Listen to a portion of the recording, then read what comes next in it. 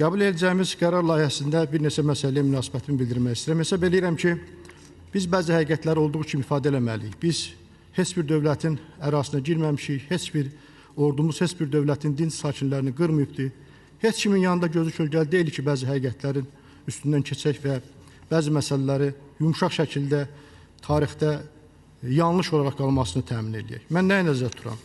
Qərar layihəsinin sonunda 366-cı alay keçmiş Sovet ordusunun 366-cı alay kimi göstərilir. Amma faktiki olaraq Belojevski müqaviləsindən sonra Sovet İttifaqı yox idi və Sovet ordusu da ola bilməzdi. Və 91-ci ildə artıq dekabr ayının 21-də Almatıda MDB yaranması haqqında da qərar var idi. Yəni bu ordu Rusiya dövlətindən məhsul olan bir orduydu. Heç Rusiyanın özündə də çoxları bilmirlər ki, onların ordusundan ermənilər öz istəkləri üçün istifadə edibdilər. Mən hesab edirəm ki, bu həqiqəti göstərmək və Rusiyanın özündə belə Rus analarına bildirmək lazımdır ki, sizin uşaqlarınızdan belə bizə qarşı istifadə edibdilər və soyqırımı törədibdilər.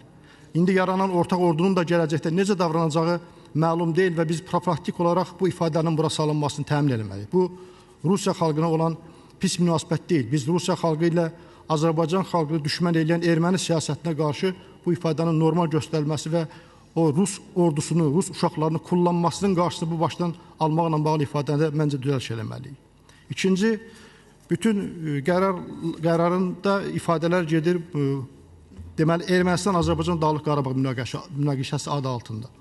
Hesab edirəm ki, bu ifadəni biz Ermənistan-Azərbaycan müharibəsi kimi göstərməlidir. Nəhayət ki, özümüzdə güc tapmalıyıq. Bu, münaqişə deyil əvvəla. Üçüncü də Dağlıq Qarabağ üçüncü subyekt kimi göstərilir. Azərbaycan ifadəsi içərisində Dağlıq Qarabağda, Naxçıvanda, Şəkidə, Şirvanda hamısı gedir. Biz burada Ermənistan-Azərbaycan Dağlıq Qarabağ münaqişəsi ifadəsini salmaqla həm də müəyyən qədər orada gedən proseslər Dağlıq Qarabağdakı erməni əsilli Azərbaycanlıların adına bağlamaq üçün də biraz tutarqa veririk. Bu Ermənistanın törətdiyi hadisədir və müharibə də Ermənistan-Azərbaycan müharibəsi olduğu üçün əgər məsləhətdirsə bu ifadəni də bu qərar layihəsində dəyişər. Mən bir daha şəhidlərimizə Allahdan rəhmət diləyirəm.